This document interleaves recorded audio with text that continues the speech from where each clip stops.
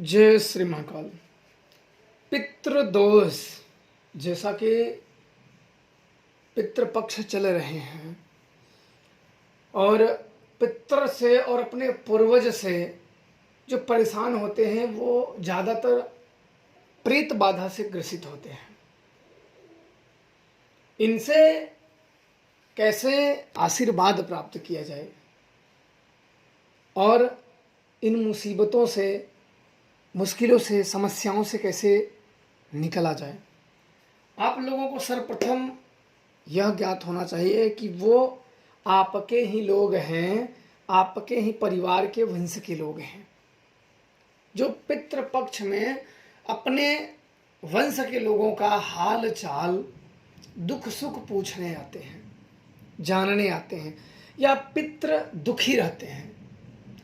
तब आप लोगों को उन सबको प्रसन्न करने का हर संभव प्रयास करना चाहिए ताकि वो आशीर्वाद दें कि सुखी रहो, किसी पंडितों के चक्कर में ना पड़े। बिल्कुल आपके पूर्वज हैं, आपके पूर्वज हैं, पंडित वो करेगा जो लिखा है, पर आप उन्हें कैसे प्रसन्न कर सकते हैं? आपके सेवा भक्ति से वो प्रसन्न हो सकते हैं। ऐसा नहीं कि जो लिखा है वो बिल्कुल सारे सत्य ही हैं।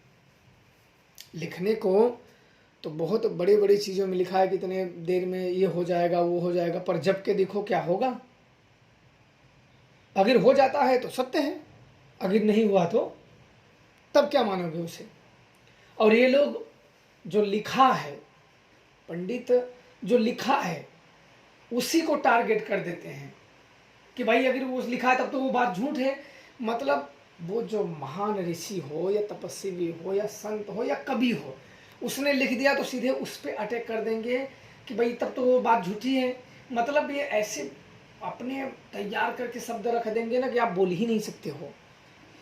तो इसलिए मैं बता रहा हूँ, मैं तो स्वयं ही अपने गुरु के साथ में ये क्रियाएं सीखी हैं।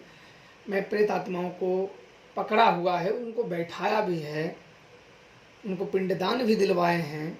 क्रिया पंडित बता, लेकिन करते अपने हाथों से। पकड़ना, उनको ले जाना, प्रेत आत्माओं से उन्हें अलग करना है, पंडितों को नहीं आते हैं। जब कोई प्रेत बाधा में, कोई अपने घर के सदस्य की लोगों की आत्माएं फंस जाती हैं तो पंडितों की बस की बात नहीं होती इन्हें हटा लेना।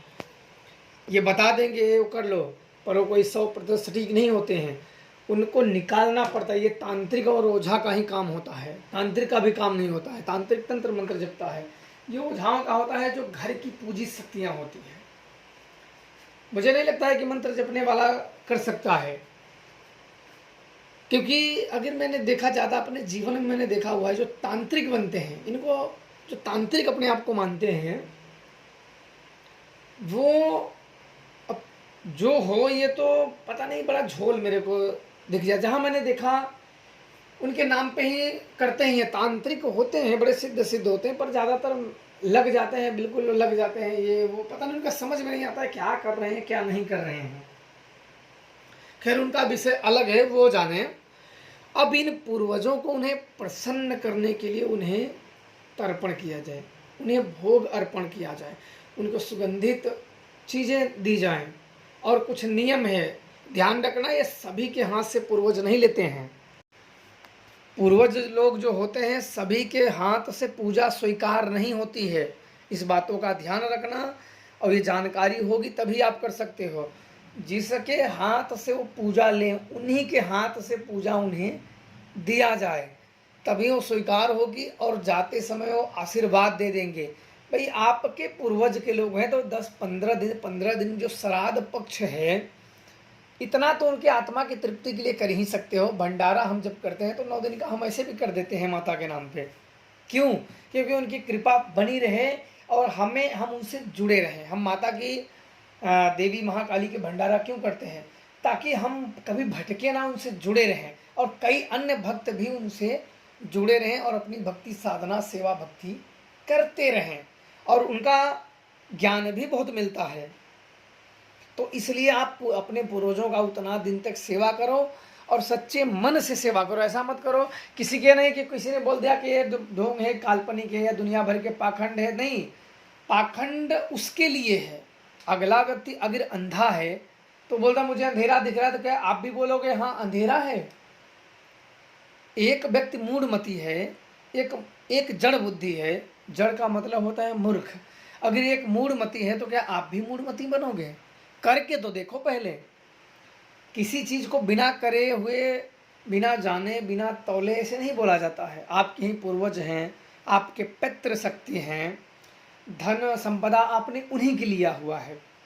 और जब वो आते हैं तब आप तो उन्हें कभी पूजते नहीं, कभी याद नहीं करते, कभी तो क्या उनका अभिशाप ही लगेगा ना। और पितरों का, पूर्वजों का जिनके ऊपर अभिशाप है, उनके घर जाके देखो शांति नहीं रहती है। उनके घर में क्या होते हैं? जिनके घर में पितृ नाराज होते हैं, उनके घर में दरिद्रताएं निवास करती हैं। वहाँ के रहने वाले इंसानों से के शरीरों में से दुर्गंध आती है, एक अलग प्रकार की बदबू आती रहती है। दिमागी तौर पे वो व्यक्ति सदैव दुखी रहता है, टेंशन उसका पीछा करते हैं। धनी व्यक्ति हो कोई उससे नहीं मतलब रहता है, पर दिमागी तौर पे धन आपको, दिमाग को संतुष्ट नहीं कर सकता है। धन आपकी कामनाओं को संतुष्ट कर सकता है, पर आपकी इच्छाओं को संतुष्ट कर सकता है, लेकिन आपको आत्माओं को नहीं। आत्मा में शांति नहीं होती है। पूर्वज नाराज होते हैं और काम बिगड़ते रहते हैं। बिगड़ने के कारण दुख और बढ़ते हैं, अशांति और होती है। बहुत ऐसे होते हैं जो कि व्यक्ति शब्दों में कहना एक छोटी मुँह बड़ी बात होती है, पर पितरों का नाराज होना बहुत दुखदाई होता है। भाई आपके ही घर के लोग हैं, बोलते हैं पितृ दोष। दोष उसे बोलते हैं जो हम कोई अनुचित कार्य कर दिया और हमें लग गया हो। पितृ तो अपने ही है ना, उसमें दोष कैसा? सेवा भक्ति तो कर ही सकते हो, और उस आप पितृ को भी दोष मानते हो तो फिर भाई आपकी मर्जी। हर व्यक्ति को तो समस्या अलग अलग भोगनी होती है। इसलिए पितृपक्ष आपके लिए स्वर्ण के समान है। कर सको तो कर लो, बस कर सको तो कर लो, आपके लिए स्वर्ण है। कर सको तो कर लो, अन्यथा जैसे आप हो रहोगे वैसे। इनका आशीर्वाद मिल गया तो हो सकता है कि इनके ही आशीर्वाद से आपके जीवन में एक नए सूर्य का उदय हो। आपके जीवन में हो सकता है कि पितृपक्ष के बाद उनके आशीर्वाद के साथ कुछ नया सवेरा या नई चीज़ें आपके साथ घटित हो, जो आपको सुखमय कर दे और शांत कर दे, और आपका जीवन जो दुख से, कांटों से, समस्याओं से भरा है, वो सुखमय हो जाएगा। ध्यान रखना, क्रिया खुद करनी पड़ती है, पंडितों का सहारा नहीं। क्योंकि ऐसा नहीं होता है कि किसी और के सहारे से किसी और के प्रसन्न करो।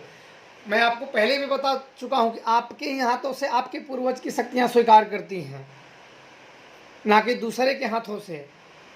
मरते समय व्यक्ति को मुंह में पानी उसी के वंश डालते हैं, ना कि पंडित आके डालते हैं। इस बातों का ध्यान रखना। पंडित सदैव दान दक्षिणा के लिए परेशान रहते हैं। यह लग में तंत्र विद्या है और मैंने लगाया हूँ, मैं अपना अनुभव स्वयं का कह रहा हूँ।